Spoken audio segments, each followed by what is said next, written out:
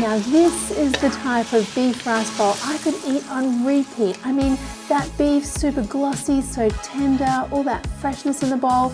But what you don't know is that this just came about from some leftover pieces of steak. That's right, my friends. How do you turn this into this? I have the solution. We're gonna make my Vietnamese shaking beef rice bowls. So we're all here for the steak, right? So let's start with the steak. How do we make it the most tender and how do we get the most out of it?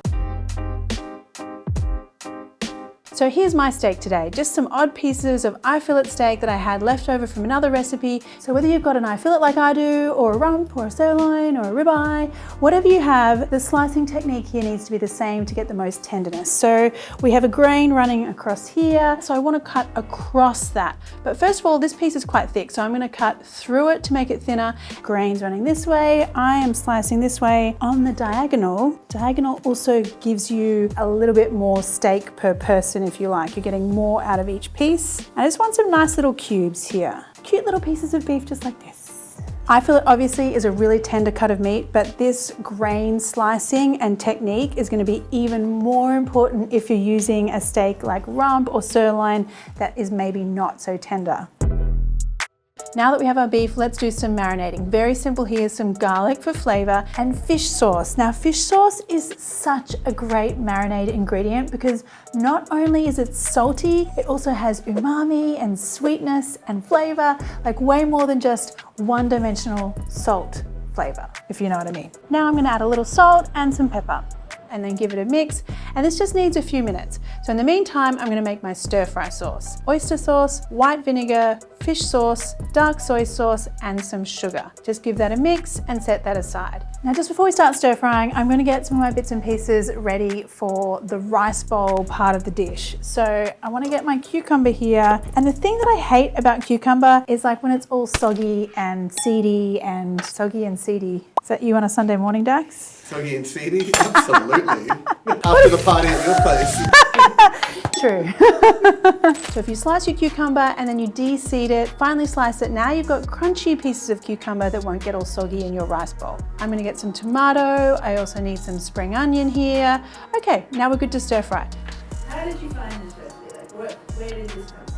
Well, so Vietnamese shaking beef is its own thing, right? The shaking refers to the shaking that happens in the pan. But I have kind of flipped it on its head a little bit and turned it into a rice bowl with lettuce and like some vegetables and little bits and pieces. But typically it's just like the stir-fried beef and pepper. Okay, let's do some stir frying. I want you to heat up your wok until it's just starting to smoke and then pour in your oil. Oil always goes in after the wok is hot so it doesn't decompose and burn. Now I can put my beef in, spread it all out, and don't touch it. Really try not to touch it because I want to get a really good sear on here before I start stir frying. So once it's seared for a couple of minutes, now you can stir fry, toss everything around. I mean, this is called Vietnamese shaking beef, so this is where the shaking part comes in. Now once your beef is starting to color, but it's not cooked all the way through because of course I want to keep it really nice and tender. So at this point, I'm gonna add my onion in, giving everything a good toss around. What's the best wok to use for this kind of recipe? Well, for any wok cooking, Dax, it's always a carbon steel wok for me. Where can one get one of those carbon steels? Well, you can get carbon steel woks widely, but if you want the best carbon steel wok, you should be using my Mako wok, which is this wok. And I'll tell you what, if you stay to the end, Marion's going to give you a discount. Am I? Am I going to give you a discount? Oh, hope you told Timmy from 10%. finance that. Timmy doesn't know it won't hurt. Exactly. What Timmy doesn't know, it won't hurt him. Just when the onion's starting to soften, I'm going to pour my stir-fry sauce around the edge of the pan just so it starts to sizzle and caramelize straight away. And then here is one final little secret ingredient here that I think turns a stir-fry right on its head, and that is corn flour and water. So the corn flour and water mixture basically makes everything really glossy and sticky. It also tricks your mouth into thinking that the texture of the beef is really soft because of that glossy, sticky kind of texture. So this is a really important ingredient if you're using a cut of steak that is slightly tough or, you know, needs a little bit of help in that department. Now this is looking really good right now. I'm gonna throw in some spring onion, toss that around, and we are done with our shaking beef. So now we're gonna make our bowl really beautiful, because I guess this is like the crux of this whole video.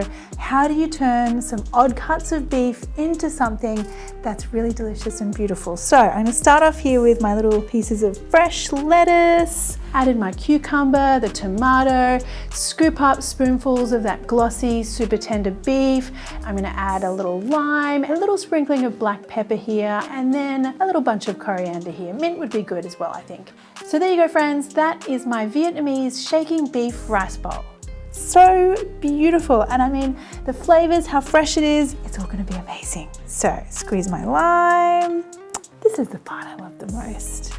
I'm gonna try this beef first of all.